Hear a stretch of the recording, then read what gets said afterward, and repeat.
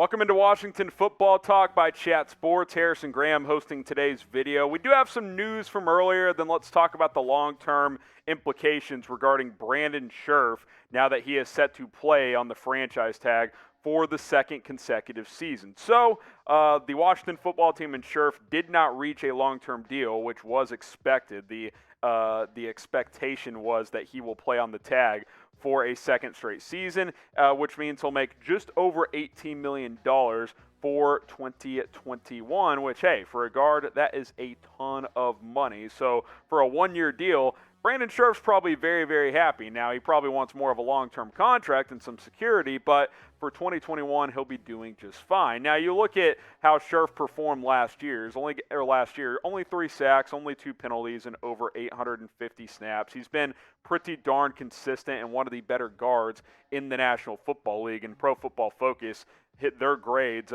emphasize that very clearly there with over 80 across the board, 84 grade overall for Brandon Scherff. If you're not familiar with Pro Football Focus, if you're in the 80s, that's a very, very good grade for their grading system. All of that being said, you hit a franchise tag twice with the same team, you're gone the next year, pretty much. I would say 99% chance, because you've had 2 off seasons now to try and negotiate a long-term contract, and it hasn't happened. He's making $18 million this year. So to get a long-term deal, if he balls out again this upcoming season, what, you're going to have to give him $18 to $20 million on a 4 or 5 year deal? I don't see that happening for a guard with Washington. So I believe that this will be his last season with the Washington football team and that he will be looking for a new home in 2022. Now, as far as this season goes, I think this is an offensive line with some potential. You got Eric Flowers back in the fold. I think at left guard, he can play a little bit better there. That'll be an upgrade. Charles Leno Jr., he's been up and down. Didn't play that well for Chicago last season. We'll see how he fills in at left tackle there. Scherff is obviously a beast. I'm high on Samuel Cosmi out of Texas.